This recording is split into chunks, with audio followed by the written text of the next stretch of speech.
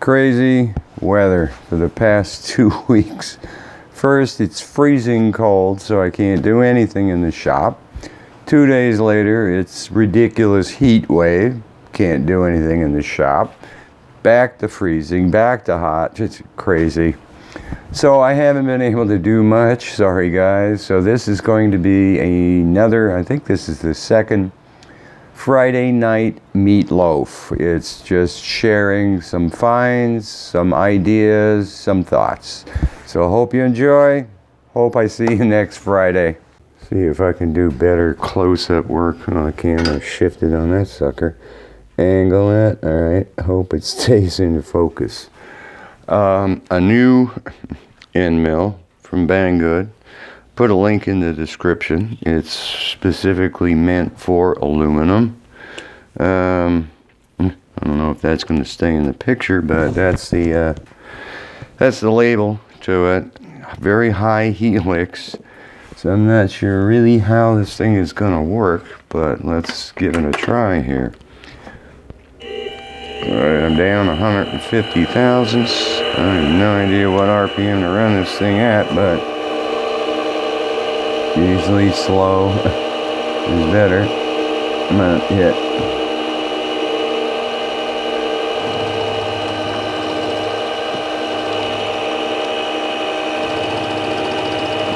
Probably more RPM than that. I can't even see what the finish looks like on it. Interesting chip cell that's coming off.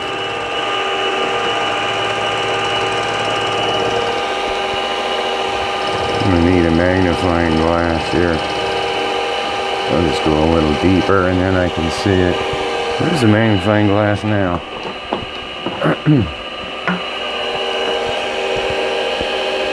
Oh yeah, that's really nice for even conventional milling. I never get a good finish doing that.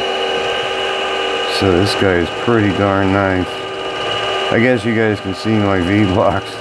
Again, ever since I made these plastic guys at high density molecular weight or whatever, I have used them so much.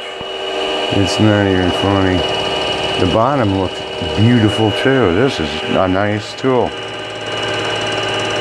So I think I'm going to enjoy using this. It's metric. What was this? I think it was 8. Yeah, this is an 8mm tool. Wow. Take a look at that again. Yeah, I've never gotten a finish like that conventional. And the bottom is absolutely gorgeous. So, need to finish making this part. It's going to be a lot of cutting, so I'm not going to bore you guys with that. I wonder if there's any other angle, just so you guys can see. Let me shut this off so you guys can see the finish in there. Get the light out. Yeah, light out of the way. Might show you something better. Can I zoom in with my fingers? There. Angle it up. Yeah, I don't think that's in too good a focus, but okay. Get the camera in a little closer so you guys can see this thing. Like I said, I will put a description to it in the, a link to it in the description. I didn't mention that this sucker is so sharp you do not want to pull it out with your fingers. It will cut you up.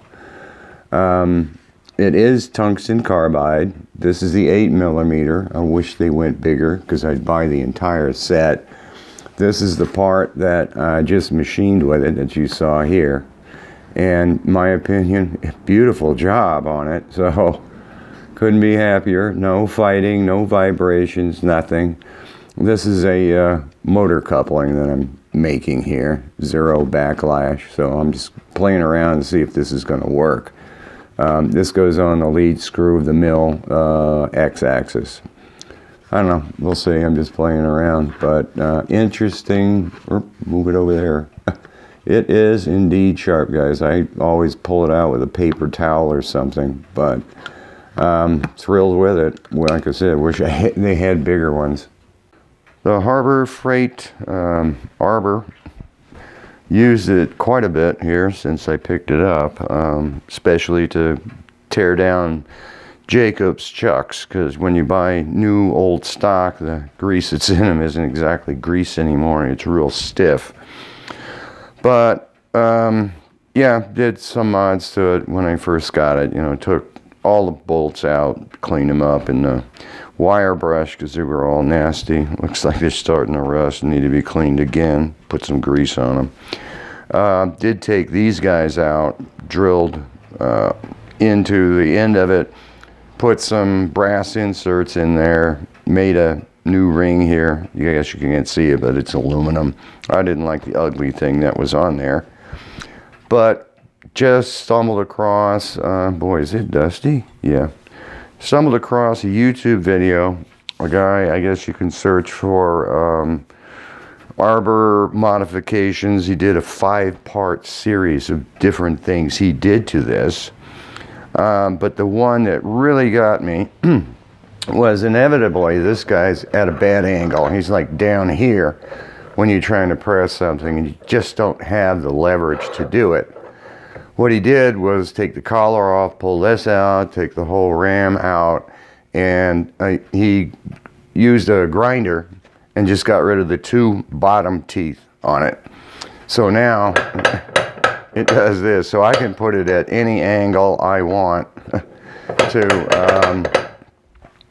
to do some pressing, get the mechanical advantage on the handle. So yeah, I did it on the mill, used the carbide end mill. I was afraid it was going to ruin the end mill, but no, it isn't a hardened ram or anything like that. So I'm thrilled with that. He did a bunch of other mods, drilling a hole in the bottom of it to hold sockets and punches and a bunch of things. So I didn't do that. I'll wait and see if something comes up here in the future where I kind of need to do something. I'll just keep his mods in mind. So I just wanted to share that. I thought that was really cool because that's going to help a lot here in the future. Just wanted to share a little bit of what I've been doing over the holidays here. Boy, a bunch of junk on this mat. A lot of times, I've said in other videos, you want to hold something like this in the vise and you don't want to mark it up because you got a nice finish on it. And I used to use tape and the metal V-blocks to bore or drill or whatever in the mill. So yeah, I had first came up with the idea of make it out of plastic. Ultra high molecular weight. Nice plastic. It's easy to machine, it's quick, it doesn't bend, move, it's chemical resistant, and there's no marks left in it either, because you clamp this pretty hard in the vise, and you'd think it would leave a mark on this, and it definitely doesn't touch any of the finishes. So I've done it a lot. So I was so excited with this. Started with a basic 45, then made a 60 to go along with it. And this was just scrap material, little teeny pieces I had kicking around. So then I thought, you know, hey, this is pretty useful. I've already used them a bunch. So I decided to make these guys if I needed to hold something horizontally. This was one piece. So I put the groove in it and then cut it, so I know everything is like perfect. Yeah, I had made the edges first, you know, made basically the clean piece of material, then grooved it, and then cut it apart, so it's identical in every which way. But yeah, on these guys, in a 3-inch vise, I've come close to maxing it out, so the other day I decided to make a little bit more shallow 60 degree, because 60 holds a lot of stuff. So yeah, these are great. You can't buy them. I had looked on eBay, Amazon, every place. Oh, this is a lot taller. I didn't realize that. I may cut this thing down. Yeah, because these are the same height as the jaws, almost the same height. They're just slightly lower. So this guy will exceed it. So yeah, again, just scrap stuff. So I thought it was the same size. I have to fly cut this one down and then redo the chamfer on the holes. So they're cool. If you guys got some ultra high density junk, ultra high molecular weight, yeah. If you guys got some stuff kicking around, it's pretty cheap too. I went and looked for it on Amazon and it's there. Well, I guess that came pretty quick. The eBay anvil micrometer that was shown last Sunday. And let's see how it is. Okay, that's pretty nice. I always learn to open it on camera so you can see everything. Nice tissue. Oh, sticky junk. It says stare it. It cleans up easily. At least there's no writing on the box. And, oh, he wrapped it inside. Cool. Nice. Clean box. Happy. Happy so far. And, where are you? There you are. So far it looks as pictured. Oof, I wish he wouldn't have closed it down though. Perfect. Alright. Does it even zero out? Yep, it zeros too. Carbide, the tip is gorgeous. Beautiful. 79, I think it came to 95 with shipping. Boy, it's a pretty heavy thing. I'm surprised it's that heavy feeling. I don't know why, but... So, I was curious how big that little guy is. It's supposed to be 120 thousandths. Okay, great, great. It looks as advertised. Which way locks it? That doesn't do anything. That locks it. Unlock it. There we go. Probably can clean this guy up a little bit more. Yeah, it does say used, but yeah, I should be able to clean that grease out of there. All in all though, no dinks, no dents. This was treated very well. Very careful. And it goes in there, and I'm not sure what wrench is missing, but I can easily get that. Cool.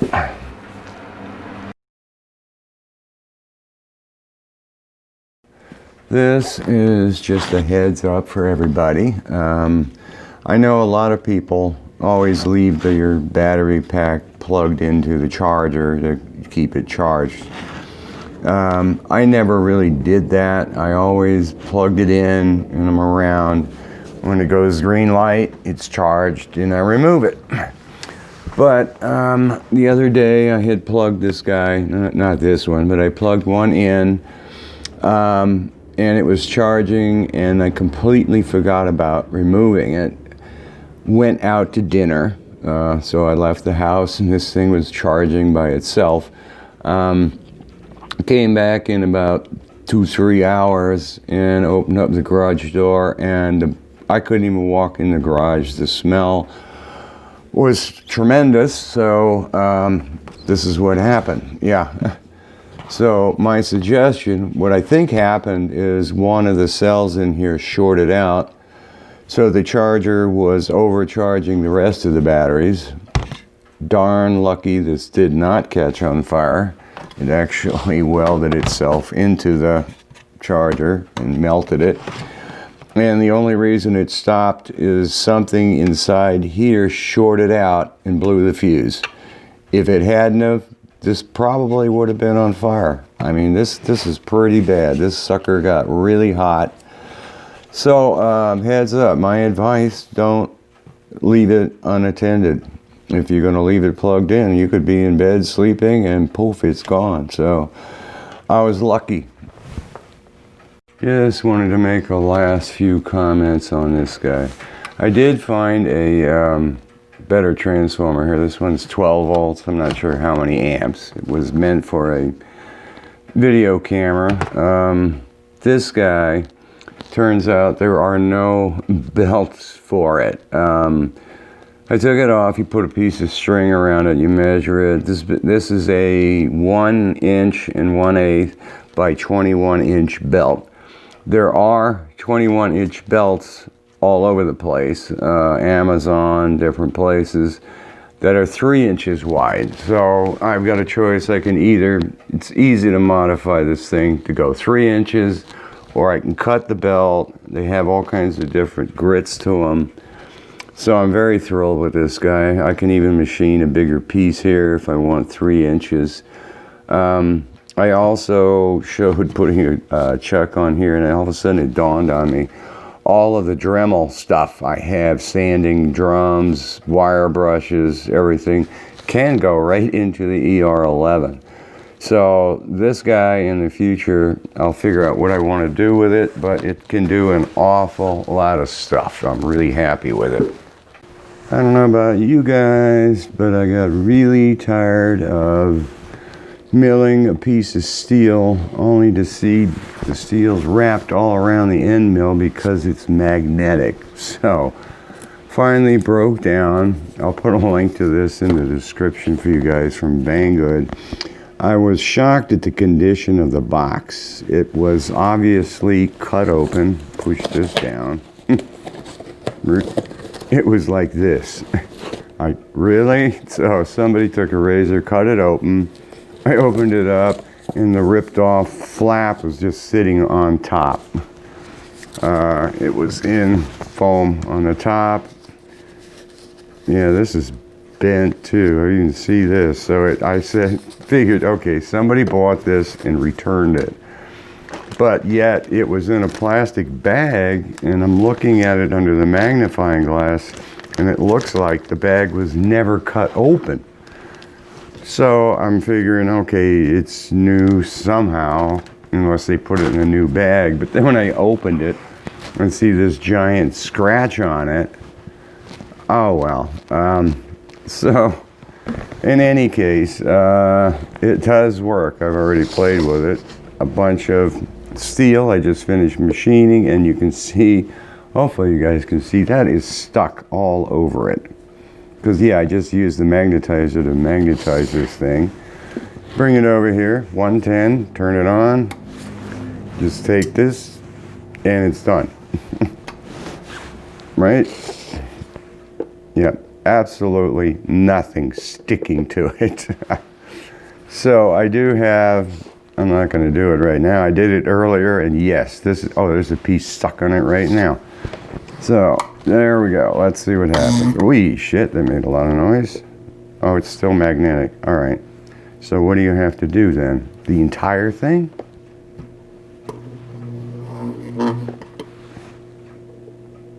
Slightly magnetic.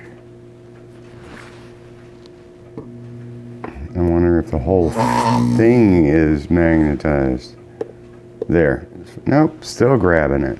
Wow, I wonder if you got to go in a sideways direction or something. Do that.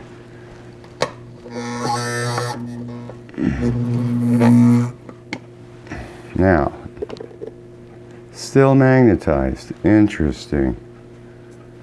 That means it's probably not going to work on this one too, because this guy's picking up stuff, right?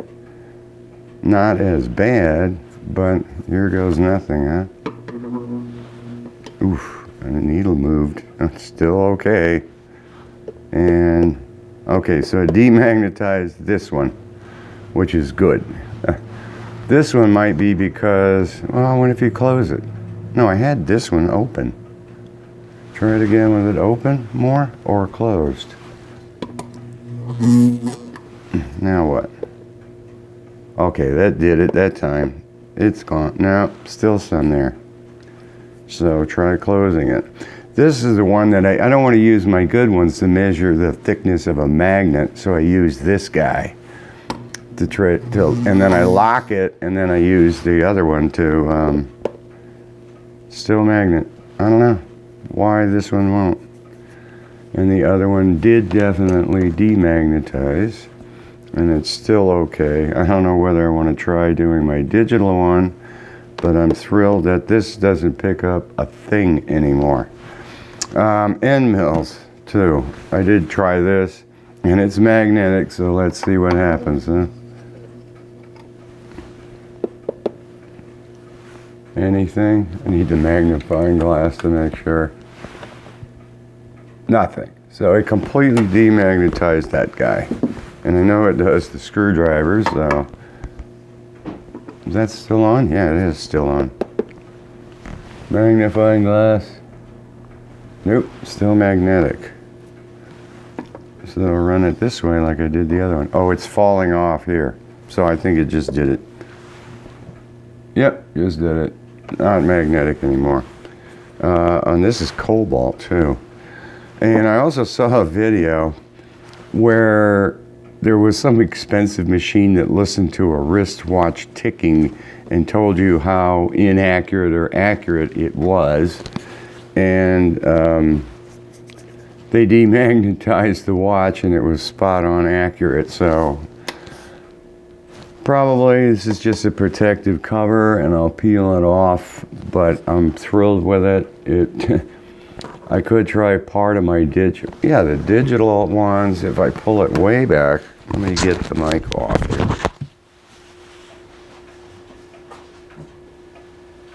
Alright. I can put this guy to the side because he's done. And this is my digital one that I've used ever since I started this hobby. And yes, it is highly magnetic. Both pieces of it are. If I pull this way back and then just do that, oh, it's not on. Duh. Okay, yeah, I can feel it vibrating. That side's dead now. It doesn't pick up anything. This side picks up a ton of stuff. So I'm not sure, maybe wrap this part in aluminum foil.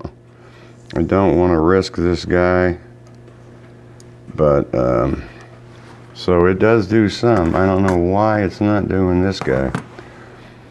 So cool, I've got something. I'm gonna go through all my end mills, everything, and just completely demagnetize everybody. Yeah, camera's a little crooked here. All right, well, just this last follow-up. Yeah, it's beautiful. Plastic came off, so there's no marks on it. It looks really good. I don't know what happened, that it looked like there was razor marks or razor blade or something mark on it. The box though says this thing is 220. There's nothing on here that would indicate I did order a 110 volt machine or demagnetizer. Did come with a 110 plug, and you heard it vibrating like crazy, so it's working. Did work on all my end mills, demagnetize them beautifully. I remember seeing a video a long time ago explaining what's happening, why things are magnetic and all the atoms are in order. So I thought, just do it for a longer time. I put it on here and it took like 15 seconds to get it across. It's now completely demagnetized. So some things you just have to go real slow so that it has enough of time to mess up the atoms and scramble them so they're not magnetic anymore. So thrilled with it, nice and small, does everything, easily packs away into a drawer.